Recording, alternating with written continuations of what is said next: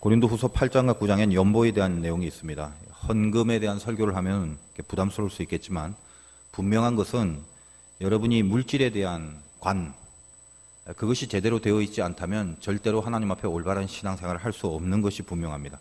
신앙이 제대로 된 사람은 물질에 관한 이 신앙의 관점, 이것이 분명히 갖고 있다라는 겁니다.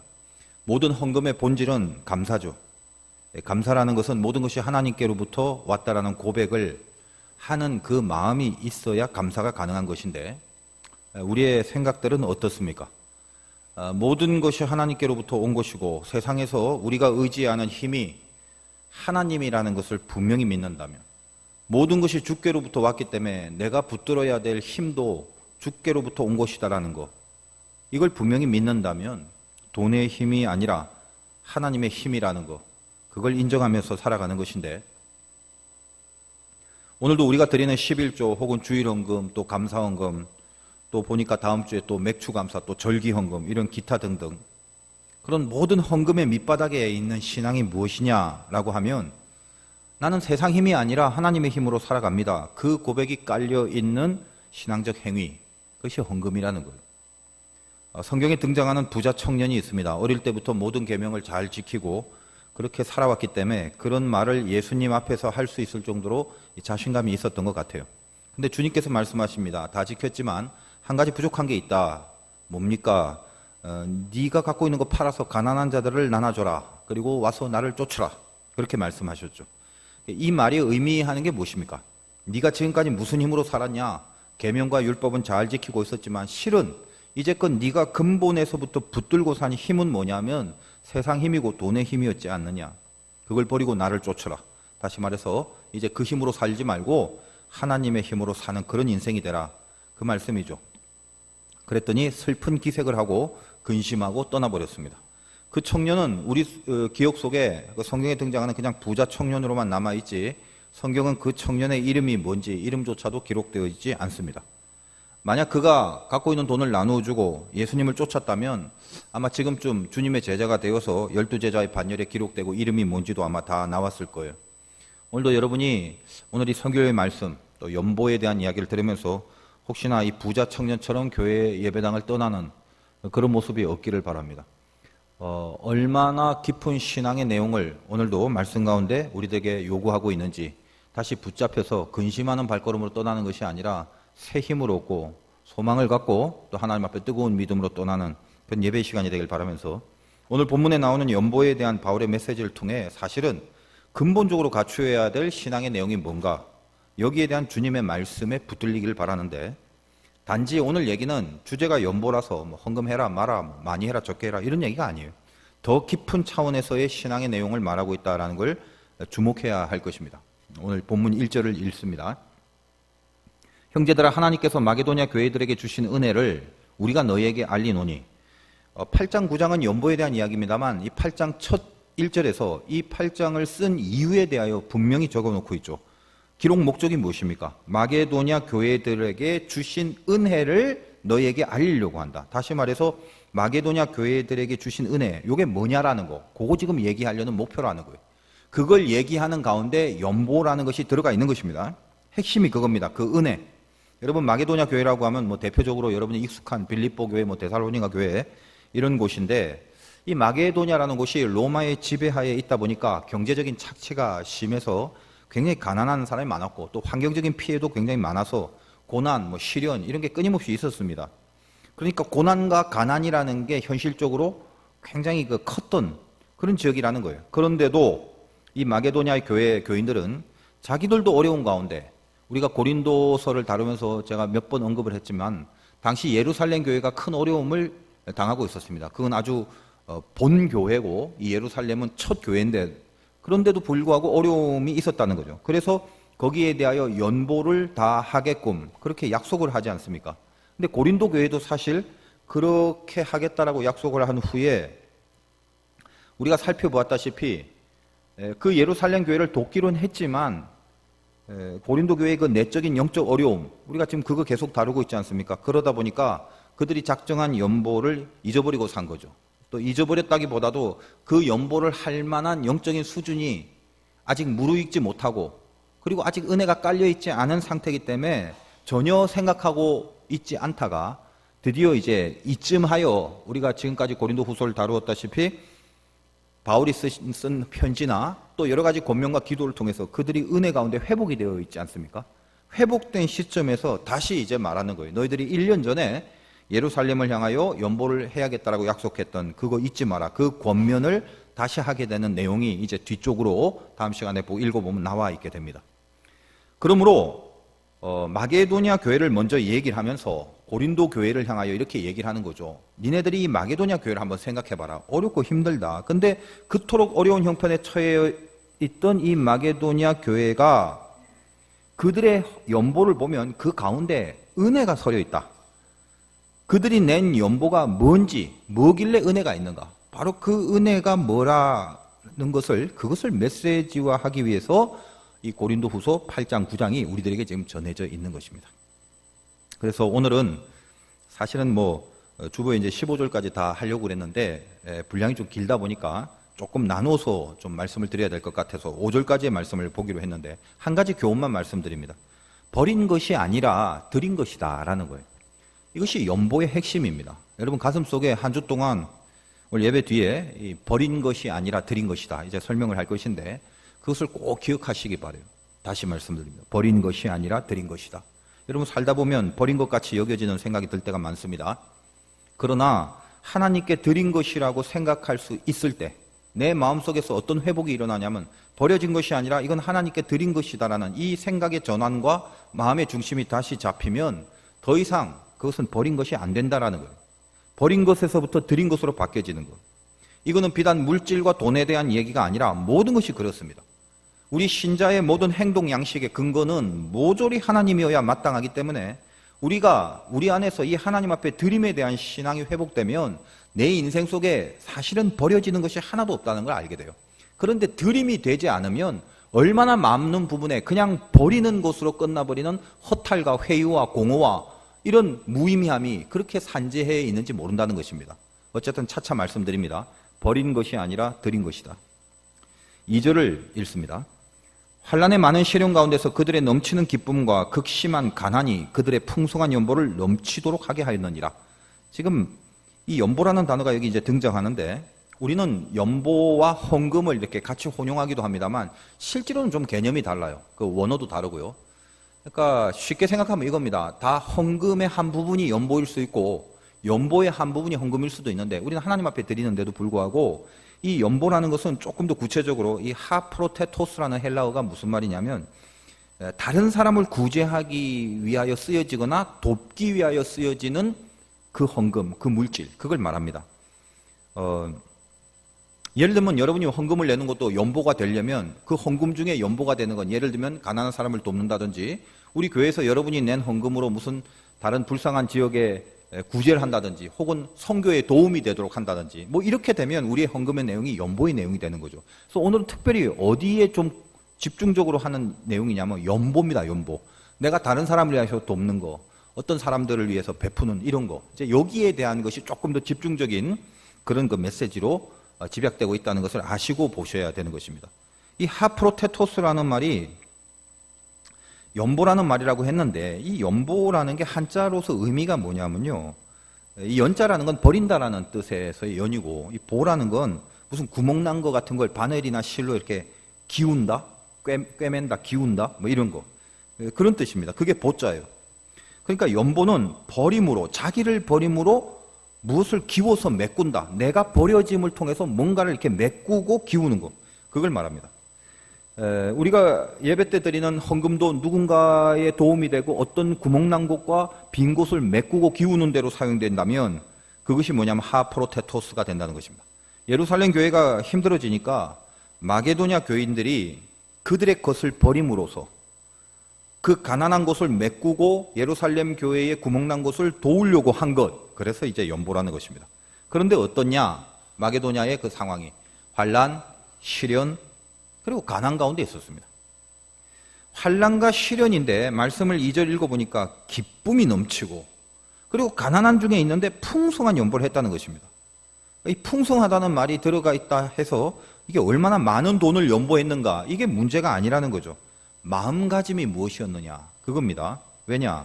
지금 얼마나 대조적인 그 단어가 있습니까? 시련 가운데 기쁨, 가난한 극심한 가난 가운데 풍성함.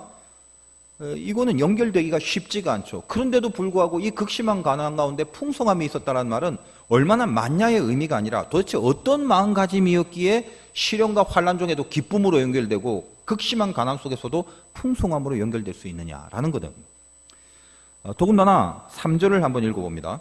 내가 증언하노니 그들이 힘대로 할 뿐 아니라 힘에 지나도록 자원하여, 어느 정도 수준에서 할 수 있는 분량을 한 게 아니라 그 힘에 지나도록 자원했다. 그러니까 일반적으로 다른 사람이 볼 때는 그 무리했다, 과했다, 오바했다 이렇게 평가를 받을 정도로 힘에 지나도록 자원을 했다는 것입니다.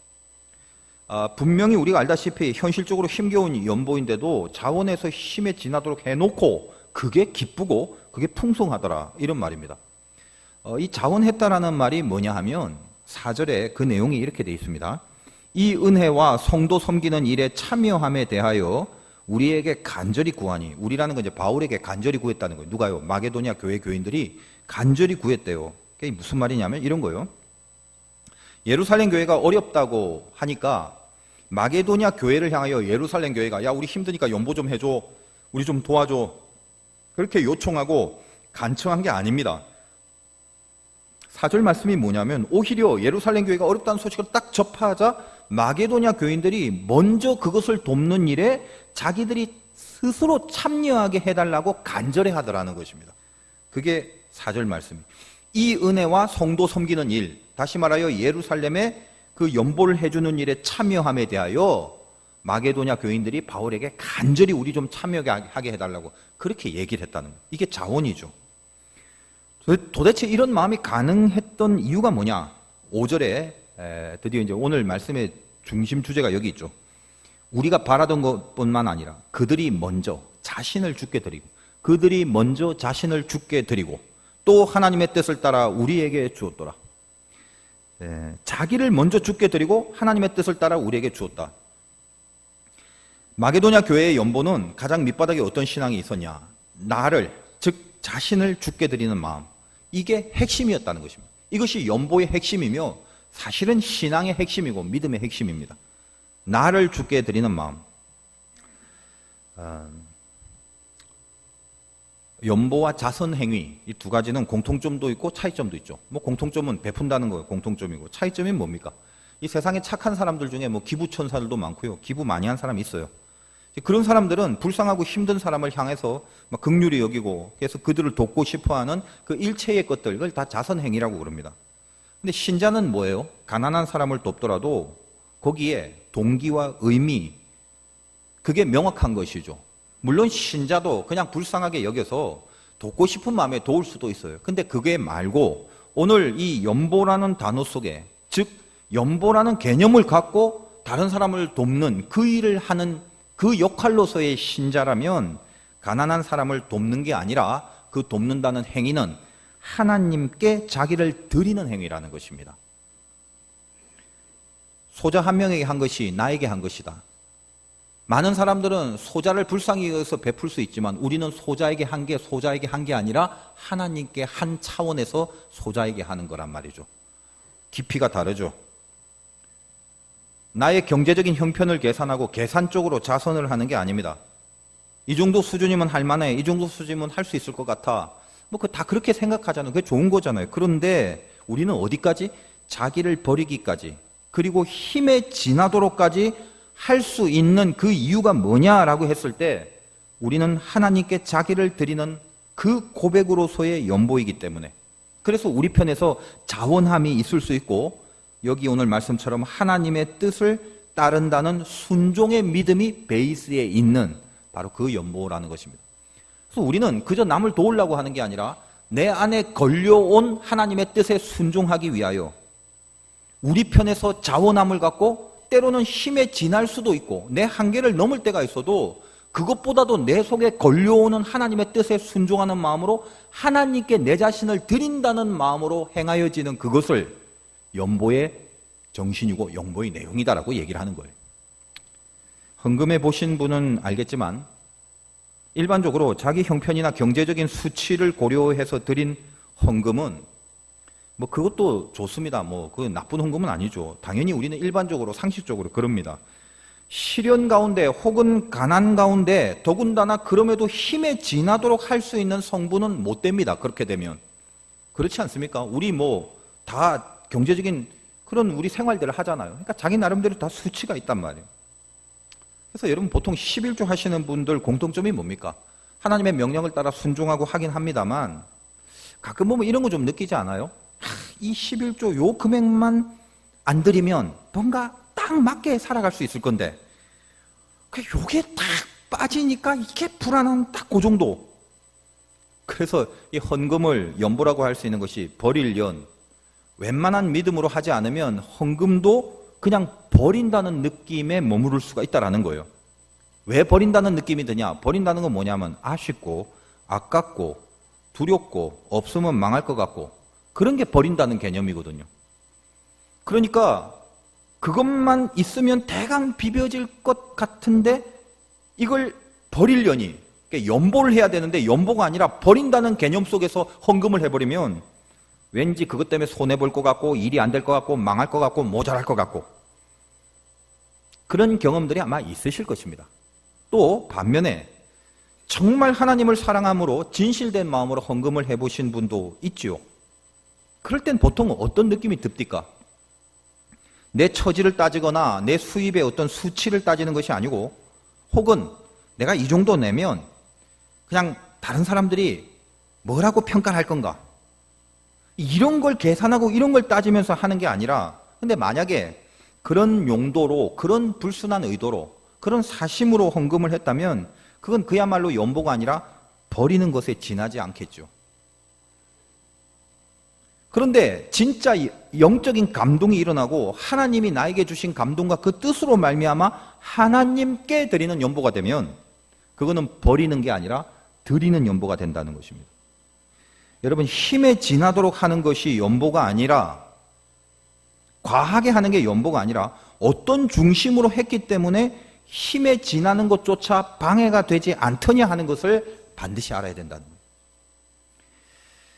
거예요. 제가 이제 몇 번 간증을 한 적이 있는데 이 연보 얘기이기 때문에 뭐 다른 사람 예화를 들 수가 없고 그래서 여러분이 많이 들었지만 또 초신다들은 안 되는 경우도 있고 제가 몇 번 간증을 했죠. 제가 신학교 다닐 때 정말 어려웠습니다. 된장찌개 1,000원짜리가 있었고 한 1년 새에 100원이 올려서 1,100원이었는데 그거 하나를 사 먹을 형편이 안 돼갖고 늘 배가 고픈 채로 살았던 적이 있습니다. 호주머니에 늘 갖고 다녔던 것은 한 달 내내 자유이용권, 전철 패스 한 장. 그건 절대 없어서는 안 되죠. 왜냐하면 당시에 그 지하철은 저에게는 교통수단일 뿐만 아니라 더울 때는 더위 피하는 곳이고 추울 때는 추위 피하는 곳이고 가끔 그 안에서 공부도 하고 쉬고 또 잠도 자기도 하고 그런 곳이었어요. 그러니까 한 달 패스만 있으면 얼마든지 전철을 탈 수 있으니까 그건 절대 필수 불가결한 것이었고 그리고 늘 제가 220원을 갖고 다녔습니다. 200원은 배고프면 당신 전철역 그 자판기에 율무차를 빼먹을 수 있는 돈이 200원이에요. 배고프면 그걸 먹어야지 하고 200원 갖고 20원은 뭐냐? 정말 최후로 비상시에 내가 마지막으로 전화할 수 있는 동전. 20원이었기 때문에 그래요. 그렇게 좀 힘들게 살 때가 있었는데 어느 날 잠실 근처에서 어떤 분을 만나갖고 그 지인이 저에게 5,000원을 줬는데 좀 날아갈 것 같더라고요. 된장찌개 5번 정도는 사 먹을 수 있잖아요. 얼마나 마음이 기뻤겠어요. 그래서 성내역이란 곳에 가서 이제 전철을 타는데 요즘은 모르겠어요. 안 가봐서. 근데 당시만 해도 그 성내역이란 곳이 2층으로 올라가는 계단과 그 밑에 그렇게 그 동냥하는 그 분들이 굉장히 많았습니다. 생각해보면 이게 요즘은 전철역 같은 데 가도 이제 그런 분들이 잘 안 보이더라고요. 우리나라가 이제 꽤 살기 좋아진 것 같아요. 어쨌든. 그래서 평소에는요, 제가 진짜 그랬어요. 당시에 이렇게 지나가다가 그런 동냥하는 분들을 보면 그 깡통에 들어있는 돈이 나보다 많아서 저 사람 나보다 부자구나. 늘 그런 생각을 하고 다녔는데 이제 이번엔 달랐어요. 왜? 제가 5,000원이 있잖아요. 그래서 그날 계단 중간에 가다가 엎드려서 이렇게 손을 내밀고 있는 분에게 그 제가 늘 갖고 다니는 220원을 딱 드리고 의기양양하게 계단을 올라오는데 근데 제 안에 이렇게 하나님께서 싸움을 이제 걸어오시는 거예요. 너 왜 220원만 주냐? 그게 너무 이제 황당하죠. 그래서 아니 그럼 뭘 줘요? 내가 거지인데. 넌 하나님의 자녀고 오리 가자면 심리 가고 겉옷 달라면 속옷 주고 그렇게 살도록 부름받았는데 왜 220원만 주냐? 이런 말도 안 되는 싸움이 걸려오는 거예요. 그래서 제가 그냥 씩 웃었어요. 그걸 이제 전문용어로 썩소 그럽니다. 썩소, 썩은 미소. 제가 그때 쏙소를 쥐었던 제 얼굴의 근육이 지금도 이게 생각이 나요. 주님, 말도 안 되는 소리 하지 마시고요. 그리고 머리를 이리저리 털고 생각 안 하려고 빨리 전철 와라 타고 가야겠다. 근데 이게 여러분이 혹시 이 싸움이 익숙하신 분은 알 거예요. 이게 힘들어요, 이 싸움이. 이게 한번 딱 걸려오면 힘들어요. 쓸데없는 생각하지 말고 빨리 전철 타자. 그러고 있는데 이제 가슴이 자꾸 쿵쾅거리는 거예요. 여러분 혹시 꼴랑 5천 원 갖고 되게 갈등하네 이러고 계시는 분 있죠? 때로는 전 재산일 때가 있습니다. 살다 보면. 가슴이 자꾸 쿵쾅거리는데 전철이 와서 타야 되는데 결국 못 탔어요. 각설하면 제가 늘 주장하는 바 51대 49의 승리가 있었습니다. 내 안에 하나님의 말씀이 이긴 거죠. 그래서 다시 내려가서 진짜 기쁜 마음이 아니라 눈물을 머금고 5천 원을 이렇게 드렸어요. 그리고 이거 농담이 아니라 정말 제가 마음속에 아까 준 220원을 거슬려 받고 싶더라고요. 근데 차마 그 말은 못했어요. 그래서 올라와 전철을 제가 탔습니다. 마음이 어땠을까? 막 후회도 되고 왜 그랬나 싶고 막 그런 게 막 있더라고요. 근데 마지막에 뭐가 남냐 하면 내가 비록 아무리 어리석은 판단을 했을지라도 이게 지금은 혹시 막 후회처럼 느껴올, 그리고 오늘 하루 쫄쫄 굶어야 되는데 내가 지금 그런 걸 줄 형편이 아닌데 내가 지금 뭐 이상하게 쓸데없는 자꾸 생각을 해갖고 뭐 괜히 무슨 신앙 좋은 양 뭐 이랬나 뭐 여러 가지 생각이 들 수도 있었는데 저 깊은 곳에서 그때 그런 거예요. 그 연보죠. 나는 이거를 그 사람이 가난해서 불쌍해서 준 게 아니에요. 그리고 내가 무슨 선량해서 한 게 아니에요. 그것보다 더 센 게 있어요. 하나님 때문에 하나님께 드린 연보예요. 그게 내 전 재산이지만 그건 버린 게 아니라 하나님께 드린 거다. 이 생각을 하니까 뭐라 말할 수 없는 기쁨이 내 속에서 강력하게 있더라고요. 그날 쫄쫄 굶었지만 그때 그 그윽한 기쁨, 그 경험을 잊을 수가 없습니다. 물론 이제 한켠에서는 또 배고프니까 또 후회가 물실물실 날 때도 분명히 있습니다. 인간이니까. 근데 이것을 무마시켜 주시는 그 하나님의 축복이 바로 다음날 일어납니다. 그 다음날 그냥 학교에서 잘 모르는 동기인데, 나보고 동기인데, 커피를 한잔 하자고 해서 나 커피 살 돈이 없다니까 자기가 산대요. 그러니 저를 갖고 가서 이제 끌고 가서 커피숍에서 커피를 사주면서 얘기를 하는데, 뭐 여러 가지 묻더라고요. 제 신앙적인 얘기도 하고, 제 신앙적인 철학에 대한 얘기도 하고. 근데 저는 당시 제가 원래 신앙생활을 장로교에서 했기 때문에 감리교를 몰랐어요. 그리고 감리교 신학대학이 당시 정기대학이라서 처음 감리교 신학대학을 갔을 뿐이지, 제가 섬기는 교회도 없었고, 그 다음에 신학생들은 교회 이렇게 섬기면 등록금도 보조받고 뭐 이런 시스템 자체를 모르고 있었어요. 그냥 장로교만 다녔어요. 근데 이 친구가 저에게 그런 말을 해요. 어떻게 사냐? 알바를 하고 산다. 뭐 등록금 내려면 좀 고생해야 된다. 기타 등등. 그랬더니 너 교회 안 다니냐? 봉사 안 하냐? 그래서 난 지금 장로교 다닌다 그랬더니 그 친구가 저에게 제 사정을 알고 자기가 신학생으로 헌신하고 봉사하도록 가게 된 교회에 저를 소개해 주는 거예요. 내가 얘기하면 갈 수 있다고. 나보고 대신 가라고.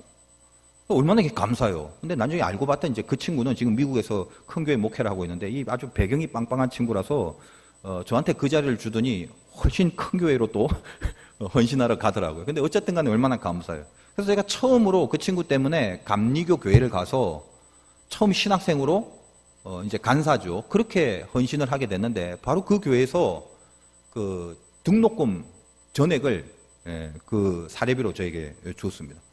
당시 등록금이 50만 원이었어요. 그 50만 원을 제가 받았어요. 가만히 생각하니까 5천 원 내고 50만 원을 받았으니 곱하기 100배의 열매를 받은 거죠. 얼마나 감사한지 모르겠어요. 제가 이거 여러 번 얘기했을 겁니다. 근데 제가 이런 얘기를 할 때마다 조심스러운 게 하나님 앞에 돈을 내고 연보를 하면 하나님이 돈으로 갚아주신다라는 그 자체를 지금 간증하는 게 아니라는 걸 제발 명심히 들어주시기 바라요. 우리가 나 자신을 정말 하나님께 드리고 살아간다면, 정말 나를 하나님 앞에 드린다는 그 생각을 갖고 살아간다면 그분의 그 신비함은 절대로 나를 배신하지 않는다는 그 진리를 믿어달라는 마음입니다. 힘에 지나도록 자원한다는 의미라는 게 내가 큰 맘 먹고 큰 믿음으로 과한 정도로 연보를 하라는 말이 아니에요. 하나님이 나에게 감동으로 주시는 뜻에 순종할 믿음으로 하라는 것입니다. 그때는 힘에 지나지 않는 가벼운 것일 수도 있어요. 혹은 힘에 지나는 과한 것일 수도 있습니다. 중요한 건 나에게 걸려오는 하나님의 감동과 하나님의 뜻에 순종하여 나 자신을 드릴 수 있는 마음이 있냐라는 거예요. 여러분, 예수 믿는다고 전 재산을 다 버리고 다 나눠주고 그렇게 살라는 말 아닙니다. 그리고 그건 절대로 옳은 게 아니에요. 제가 이렇게 조금씩 앞으로도 제 얘기를 할 거지만 저는 목사라는 상징적 위치에 있기 때문에 마치 하나님이 하나님의 종들을 희한하고 이상하고 또 어떤 시련과 고난 속에서 상징적인 믿음의 교훈을 주기 위해서 그렇게 다루었듯이, 예를 들면 제가 어떤 모든 것을 다 하나님 앞에 드렸다 할지라도 그것이 어떤 샘플이 되고 본보기가 되진 않죠. 모든 사람들이 일반적으로 따라가야 될 목표는 아닙니다. 그는 저에게 제 위치상, 제 신분상, 저의 메시지화를 위하여 하나님이 저에게만 또 요구하는 어떤 뜻이 있을 거예요. 여러분 개인에도 마찬가지고요. 그러니까 중요한 게 뭐냐면 과하냐 덜하냐 이런 게 중요한 게 아니라 내 안에 하나님의 뜻에 순종하여 나를 하나님 앞에 드리는 거, 버려서 하나님 앞에 드리는 것. 이 마음에 순종할 믿음, 이걸 갖고 있느냐라는 것이죠. 싸움이 걸려올 때가 있다는 겁니다. 자원해야 될 마음에 감동이 올 때가 있다는 것입니다. 혹시 이 말씀 듣고 여러분 중에 야 목사님 말씀 들으니까 좀 겁나네, 혹시 하나님이 나한테 힘에 지나도록 그런 싸움을 걸어오시면 어떻게 하나, 혹시 그렇게 불안해하고 계신 분이 있을지는 모르겠는데 너무 불안해하지 마십시오. 하나님도 그 믿음 봐가면서 감동을 던져주시지 아무나 그렇게 하진 않으십니다. 다만 저와 여러분의 이 총체적인 삶의 태도가 자신을 주님께 드리는 것이 신앙의 인생이라는 거, 그것만은 알고 사셔야 된다는 것입니다. 신앙인은 그런 의미에서 자선사업가가 아니라 하나님의 말씀에 순종하는 사람입니다. 순종하다 보면 과하지 않은 가벼운 것도 따를 수 있고 과한 심한 것도 따를 수 있는 힘이 거기서 나오는 거죠. 제가 이제 이 말씀을 드릴까 말까 어제 말씀 준비하면서 여러 번 기도를 했는데 이게 제 얘기를 하는 거라서 판단이 잘 안 서더라고요. 하나님 앞에 기도를 했는데 잘 이렇게 응답이 안 와요. 그래서 하나님 앞에 제가 어제 그 옵션을 하나 딱 걸었어요. 주님, 이게 이루어지면 제가 제 얘기지만 이 이야기를 할 것이고 그런 뜻으로 믿고, 그리고 이게 안 이루어지면 하지 말라는 뜻으로 받겠습니다. 제가 그렇게 옵션을 딱 걸었어요. 이제 그런 게 있습니다. 여러분 지금부터 얘기는 재미삼아 들으십시오. 졸린 사람도 있을 거니까 아무튼 재미삼아 아무튼 들으시기 바래요. 어제 밤에 이제 저는 사무실에서 토요일 날 설교를 준비하는데 밤에 설교를 준비해야 하나 축구를 봐야 되나 이 갈등을 무지하게 했어요. 결국 사무실에서 이제 리모컨을 킬 수밖에 없었습니다. 또 그도 그럴 것이 토요일 낮에 이제 카페에서 교육자들하고 이제 커피를 마시다가 우리 교회 이제 임광희 목사님이 요즘은 스포츠 경기 그 스코어 맞추는 복권이 있다고 그래요. 뭔지 모르겠지만. 그래서 이것저것 얘기를 하면서 하여간 그 임 목사님 알기도 많이 하는데 아무튼 간에 저보고 멕시코전 몇 대 몇인 것 같냐고. 그래서 제가 그 말을 듣고 얼핏 스치는 이렇게 환상 가운데 전광판이 보이고 2대1이라는 숫자가 보여서 2대1이다 그랬더니 몇 번 확인하더라고요. 맞냐고. 누가 이기냐 기타 등등. 그래서 제가 속으로 복권 살려고 그러나 싶었는데 모르겠어요. 샀는지 아직 안 물어봤는데 당연히 멕시코가 이기겠지만 제가 본 환상 속에는 2대1이라는 게 그 2가 한국인지 멕시코인지 그건 몰라서 재미삼아 들으세요. 그래서 임 목사님이 세 번째 저에게 물었을 때 멕시코가 이기겠지만 행여나 한국이 이기는 기적이 나오더라도 누가 이기든 스코어는 2대1이 분명하다. 그렇게 얘기를 했어요. 그리고 염치가 있지 한국이 진다 하더라도 두 골을 먹더라도 또 스웨덴전과 또 여러 가지 좀 안 좋은 모습으로 끝나면 안 되니까 안간 힘을 써서 기를 쓰고서라도 어쨌든 한 골을 넣게 될 것이다. 그렇게 지금 얘기를 했어요. 그리고 이제 제 사무실에서 12시가 점점 다가오니까 성경을 말씀을 준비하려고 딱 펴왔는데도 불구하고 슬슬 자꾸 TV를 보고 싶은 마음이 굴뚝 같아지는 거예요.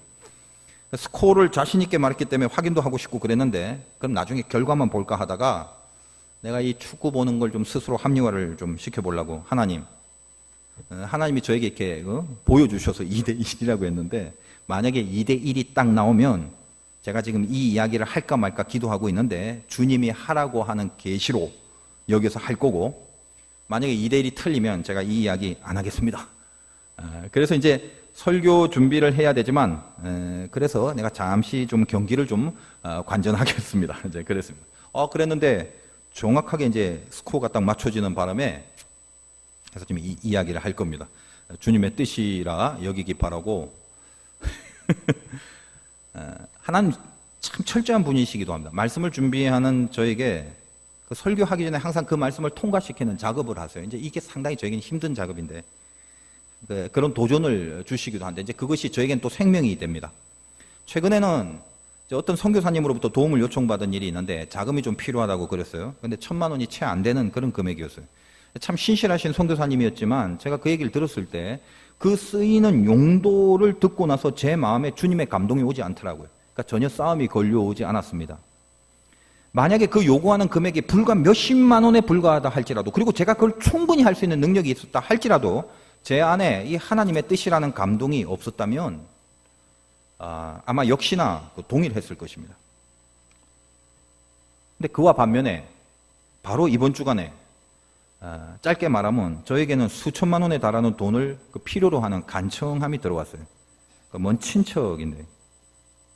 근데 그 돈이 아니면 가정이 깨어지고 어려워지는 경우가 생겨버려서 눈물로 간청을 하는 요구였습니다. 오죽했으면 목사인 저에게 그런 요구를 했을까 싶은데, 마침 제가 이번 주 내내 묵상하는 것이 연보이고 하필이면 이런 힘에 지나치는 제 능력을 넘어선 요청, 이걸 하필이면 왜 이번 주에 이렇게 하는가, 그런 마음이 들더라고요. 평소 같으면 좀 생각을 많이 했거나 아니면 그냥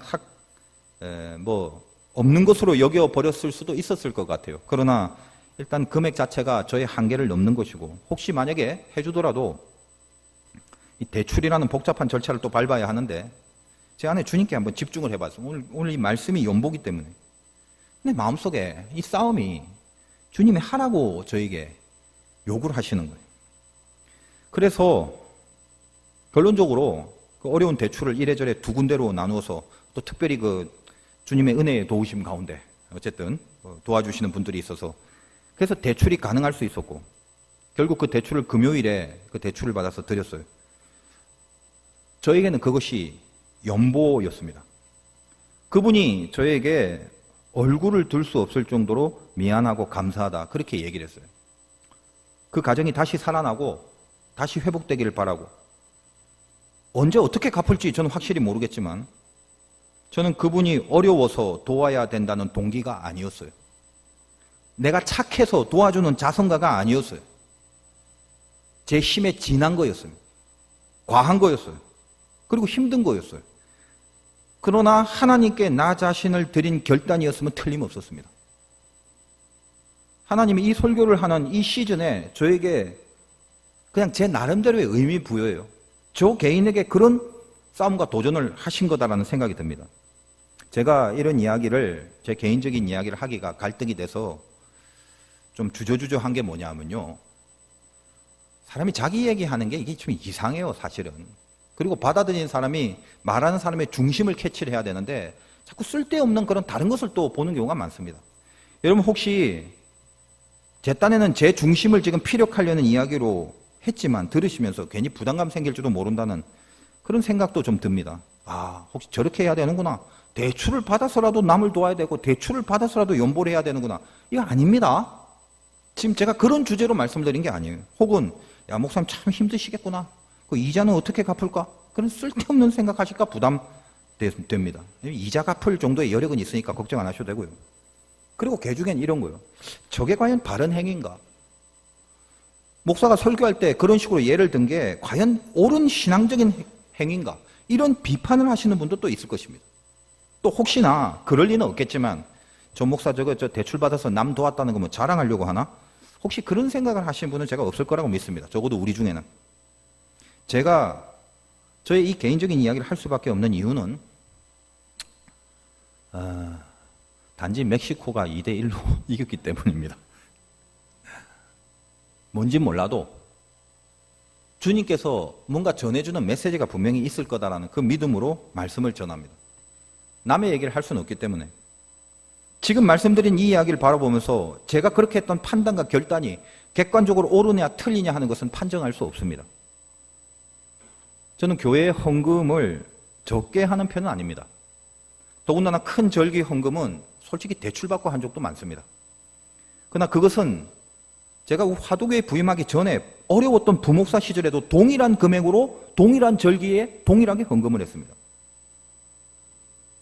제가 시골에서 목회할 때 산에서 기도하면서 물질에 대한 관을 하나님 앞에 정한 원칙들이 있습니다. 예를 들면 뭐 추수감사절 같은 절기다 그러면 제가 여러 번 말씀드렸죠. 저는 1년에 하루를 감사하는 금액을 제 수준에서 10,000원으로 잡고 추수감사할 때쯤 1월 1일부터 요 식당에서 300일 정도 되니까 항상 저는 300만 원을 추수감사절 헌금으로 드립니다. 부자에게는 적은 돈이고 가난한 자에게는 엄청나게 큰 돈입니다. 그러나 저에겐 이 마음 중심에 자리하는 하나님을 향한 감동이 있습니다. 제 수준에서 어떤 사람이 볼 때는 돈이 많다고 볼 수도 있고 어떤 사람이 볼 때는 돈이 적다고 볼 수도 있겠죠. 근데 그런 금액의 비교적 수치가 중요한 게 아니라 내가 하나님 앞에 기도하고 하나님이 나에게 주시는 감동과 그리고 내가 하나님 앞에 드려지는 마음으로 갖고 있는 내 중심의 색깔, 그 진심으로 드려지는 헌금인지라 항상 헌금은 돈을 드리는 게 아니라 나 자신을 드리는 마음이 깔려 있게 되는 것입니다. 그러므로 하나님이 보실 때는 행여 어리석어 보이고 불합리하게 보이는 그런 점이 있다 할지라도 향유 옥합을 깨트린 마리아나 전 재산이 2렙돈뿐인 그 모든 것을 드리는 과부나 남들은 비판할지 몰라도 그들을 향하여 주님이 그 중심을 인정하시는 평가가 있었지 않겠습니까? 남들은 모르는 하나님만이 보는 그 중심들이 분명히 있을 거예요. 그래서 주님도 그것을 귀하게 평가했다라는 것입니다. 단지 전부를 드려서가 아니라 그 중심에 뭘 갖고 있는가를 보시고 주께서는 당신의 마음으로 인정하셨다는 거 아니겠습니까? 저에게도 적어도 하나님은 그 중심과 진심을 아시지 않겠는가라는 그 믿음이 있을 뿐입니다. 얼마나 객관적으로 옳은 판단, 올바른 기준, 바른 선택이냐 제가 이런 얘기를 하려고 하는 게 아닙니다. 여러분도 살다 보면 우리는 물질이 필요한 존재인지라 여러 가지로 계산하고 또 이리저리 막 재봐야 될 부분이 많아요. 그러다 보면 손해가 되는 경우를 당할 때도 있고 또 후회를 하게 될 때도 있고 과연 어떤 게 옳은 건지 판단이 모호할 때도 생길 것입니다. 근데 저는 바라기는 저와 여러분이 성경에 등장하는 아나니아와 삽비라가 되지 않기를 바라요. 그들이 뭘 잘못했습니까? 사도행전에 보면 아나니아와 삽비라 부부의 비극적인 이야기가 나오는 초대교회의 그 부부가 자기 소유를 팔아서 그 중에 얼마를 감추고 헌금을 드렸습니다. 근데 실은 그 헌금 자체만 해도 참 귀한 것 아니겠습니까? 헌금 한 푼도 안 내는 사람도 있을 것인데 그들은 자기 재산을 팔아 얼마 정도를 감춘 것뿐인데 그것만 해도 사실은 큰 결단 아니겠어요? 화폐 가치로만 따지면. 그런데 그 감춘 것 때문에 두 부부가 죽음을 당합니다. 읽어보면 이게 좀 심하지 않은가 생각이 들 정도예요. 인간의 상식으로만 본다면. 그런데 베드로가 그 아나니아와 삽비라를 지적하는 대목에서 굉장히 중요한 영적인 포인트가 있습니다. 사도행전 5장 4절인데 제가 읽어드리겠습니다. 땅이 그대로 있을 때에는 네 땅이 아니며 판 후에도 네 마음대로 할 수 없더냐? 어찌하여 이 일을 네 마음에 두었느냐? 사람에게 거짓말한 것이 아니요 하나님께로다. 이게 무슨 말입니까? 땅이 그대로 있을 때도 네 땅이고 팔더라도 네 재산이다. 너 땅 갖고 있냐? 그건 네 땅 아니냐? 팔아서 돈으로 바꿨다 치자. 그건 네 돈 아니냐? 그럼 네가 네 돈 네가 알아서 네 마음대로 쓰는데 그게 뭔 죄냐? 네가 마음대로 할 수 있는 거 아니겠냐? 그런데 네 재산은 헌금 안 해도 된다. 네가 만약에 헌금을 안 했다면 너는 안 죽었을 것이다 이 말이에요. 네가 헌금을 안 했다면 죄가 아니다. 헌금 안 했다고 그게 왜 죄냐? 그냥 네가 다 써도 네 건데 누가 뭐라 할 사람이 있겠느냐 이거죠. 그런데 너는 지금 마음에 둔 것이 있다. 마음에 무슨 생각을 했냐면 하나님을 속이겠다는 생각을 했다는 거예요. 그리고 베드로의 말에 의하면 사단이 그 마음을 주었다는 것입니다. 방금 읽은 사도행전 5장 앞에 4장 마지막에 어떤 부분이 있냐면 초대교회에 그 레위족 요셉, 우리가 잘 알고 있는 바나바입니다. 다른 이름으로 하면 그가 밭을 팔아서 그 값을 가지고 사도들에게 가져옵니다. 근데 그 모습이 상당히 멋있어 보이고 괜찮아 보여서 많은 사람들이 바나바를 존경합니다. 물론 바나바가 헌금을 드린 것 때문에 존경한 게 아니라 바나바는 여러분 잘 알잖아요. 바울과 바나바. 그 자체의 신앙의 인격이 존경받을 만한 사람이거죠. 그래서 이 바나바의 모습이 4장 마지막에 있고 그 다음에 5장의 아나니아 삽비라가 동일한 흉내를 냅니다. 유추해 보건대 어떤 거죠? 자기들도 그러고 싶은 마음에 결단을 했어요. 우리도 좀 우러러 보여주고 싶고 뭔가 이렇게 칭찬받고 싶고 존경받고 싶고 그러니까 처음부터 혹시 이런 마음이 들었다면 내가 재산이 얼만데 그중에 이 정도만 여력이 있으니까 헌금하겠다라고 말하면 되는데 헬라어 원어를 보면 전부인 양 드린 거예요. 내가 판 것의 전부인 양 속이고 왜 그래요? 바나바가 한 것처럼 사람들한테 잘 보이고 우러러 보이려고 헌금을 했다는 것입니다. 그것은 하나님께 드리는 헌금이 아니죠. 아나니와 삽비라에게 하나님은 없었습니다. 하나님이 계시다면 어떻게 속일 마음이 들겠어요? 속일 수 있다면 그건 이미 신이 아니죠. 근데 그들은 하나님을 속였다. 무슨 말이에요? 하나님을 믿지 않았다는 거예요. 마게도냐 교인들이 어려운 상황 속에도 하나님께 드리기 때문에 기쁨이 있었던 것처럼 아나니아와 삽비라도 그게 진짜 연보라면 자기를 버려서 하나님께 드리는 그런 기쁨이 있어야 되는데 하나님께 드린다는 기쁨은 없고 그들이 낸 돈으로 사람들의 우러러 봄을 느끼는 기쁨만이 있었을 뿐입니다. 그 돈은 아무리 많은 금액일지라도 하나님 앞에 드려진 연보가 될 수 없는 것이죠. 여러분이 혹시 좋은 일 하고 여러분의 물질을 써가면서까지 좋은 일 하면서 혹시 그것이 그냥 자선에만 머무르고 사람에게만 보여지는 것으로만 의미를 삼고 있다면 그것은 자선 이상의 가치, 다시 말하여 연보의 가치가 없다는 것이라는 걸 아시기 바라요. 혹시 지금 여지껏 여러분이 누굴 구제하거나 좋은 선한 행위를 해오신 게 있다면요, 오늘 예배 중에 잘하고 계시지만 다시 하나님 앞에 마음 중심을 다시 잡기 바라요. 뭐냐 하면 여러분은 자기를 버려서 하나님께 드리는 사람이란 말이에요. 내가 어떤 사람을 도와왔다면 감사합니다. 착하고 귀한 건데 왜 똑같은 걸 하면서도 하나님 앞에 인정받는 좀 더 업그레이드된 하나님의 평가를 왜 놓치겠습니까? 그걸 붙잡을 수 있어야 되겠죠.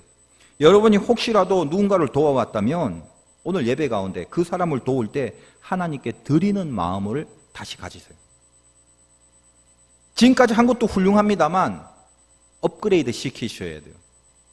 이게 내가 버리고 내가 손해봐서 그 사람을 세우는 차원보다 하나님께 나를 드리는 거라는 거예요. 헌금을 할 때는 말할 것도 없지만 누군가를 위해서 혹은 어딘가 써야 될 물질이나 시간이나 헌신이나 이런 다른 모든 것도 필요하다면 다 하나님께 드리는 마음으로 하는 것이라고 그렇게 개념과 중심을 잡고 살아가시길 바랍니다. 여러분의 헌금, 여러분의 연보 혹은 여러분의 구제, 헌신, 자기 버림 이것들이 결국은 기쁨으로 느껴질 수 있어야 되는 거잖아요. 언제 기쁨으로 느껴진다고요? 그냥 버리는 것이라면 절대 기쁨으로 느껴지지 않는데 하나님께 드리는 것, 환난과 시련과 극심한 가난 가운데서도 하나님께 드리는 것이라는 생각이 있을 때 속에서부터 마게도냐 교인처럼 기쁨의 샘이 올라오게 돼 있다는 것입니다. 뭐 혹시 계산적으로 보면요, 그거 하면 손해인 것 같고 남는 거 없는 것 같고 비록 좋은 일이라 할지라도 무슨 열매도 없는 것 같고 막 허무하고 회의감이 들 때도 있을 것입니다. 왜냐하면 인간의 계산이라는 건 늘 눈에 보이는 수지 타산으로만 평가되기 때문이에요. 여러분이 혹시 주님의 이름으로 했던 것이 있다 할지라도 그 일체의 것들은 실은 대부분 보면요, 많은 부분 왠지 남는 게 없는 것 같이 보이는 허탈함이 많이 있는 법입니다. 비록 그것이 아무리 선한 행위를 하고 하나님을 생각하면서 했다 할지라도 그것이 주는 어떤 결론에 허탈감이 많이 있을 수밖에 없다는 것입니다. 해보니까 그렇더라고요. 그러나 오늘 이거 하나 분명히 알고 가야 돼요. 버리는 게 아니라 하나님께 드리는 거죠. 그러면 내가 버려진 그곳에서 그 현장에서 뭔가의 대가와 보상과 의미를 붙잡고 살아가는 게 신자의 삶이 아니에요. 하나님께 드렸다라는 믿음과 그 드렸다는 고백으로 하나님을 보고 살아가는 거죠. 여기서 차원이 달라져 버립니다. 여러분이 중심에서 하나님께 드렸는데 그게 어떻게 버려지는 것이 될 수 있겠습니까? 혹시 선한 행위를 하더라도 성경에 있는 것처럼 낙심할 때가 옵니다. 그래서 선을 행하되 낙심하지 마라. 때가 되면 이룰 것이다. 때로는 보답이 없고 열매가 없을 때가 있어요. 물질로 누구를 도와도 뭐 그렇게 그닥 고맙다는 얘기도 못 듣고 뭐 그닥 그렇게 무슨 열매도 없고 보상도 없고 또 내가 마음을 써주고 베풀고 신경을 써줘도요, 돌아오는 것들이 정말 절망스럽고 정말 원망스럽게 돌아올 때가 분명히 있다는 것입니다. 그런데 그거 보지 말라는 거예요. 낙심이 될 때가 있다. 그게 성경의 말이에요. 그러나 때가 되면 끝까지 인내하라. 즉 포기하지 말라는 거예요. 왜? 우리는 버리는 게 아니라 하나님께 드리는 삶이기 때문에 그래요. 이렇게 해야 되는데 뭐가 이렇게 한다고 가치가 있나? 회의감이 들 때도 있다는 것입니다. 여러분이 손익계산이 분명해서 순이익이 생겨야만 힘이 나고 보람도 있을 것인데 많은 부분 명심할 것은 여러분이 앞으로 하나님께 드리는 것을 살다 하더라도 마치 버린 것 같은 느낌이 들 때가 많아서 분명히 낙심이 올 때가 있습니다.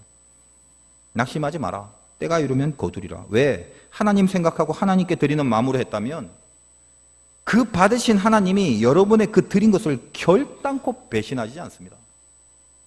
저는 인생 살면서 이런 경험을 참 많이 합니다. 제가 저를 버리고 하나님 앞에 드렸을 때마다 하나님은 한 번도 저를 배신한 적이 없었어요. 제가 서두에서 이 연보의 헬라어가 하프로테토스라고 했는데 그 원어적 의미가 뭐냐면 단순이란 뜻이에요. 이게. 그러니까 여러분 연보의 뜻이 뭐라고요? 단순이에요. 순수, 단순. 무슨 말입니까? 하나님께 드리는 거.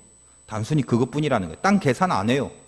드리고 나서 그 후에 손익계산, 그 이후에 어떤 세상적 보상, 그 후에 눈에 보이는 어떤 드러나는 어떤 무슨 대가 이런 거 그거 따지면서 잘 드렸다 못 드렸다 이런 게 연보가 아니란 말이에요. 도와줬더니 잘하더라, 도와줬더니 잘 크더라, 이건 도와줬는데 왜 못 크고 도와줬는데 왜 엉망이야, 이런 걸 따지는 게 연보가 아니란 말이에요. 단순한 거예요. 내가 버리는 게 아니라 하나님께 드리는 거예요. 그 순수함 하나만으로 자기를 버리는 것입니다. 그래서 버릴 연자에 드릴 보자, 버려서 드린다. 그래서 연보예요. 여러분 이제 생각해 보십시오. 여러분 전 인생이 하나님께 나를 드려버렸는데 그 하나님이 나를 그의 신비하심으로 인도하시고 그의 신비하심으로 간섭하지 않으시겠습니까?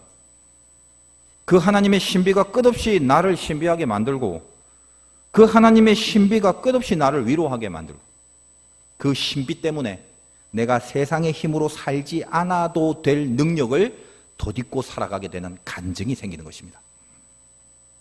그 기쁨. 그걸 만나야 예수 믿는 기쁨이 있고 그걸 만나야 예수 믿는 게 신이 나는 거예요.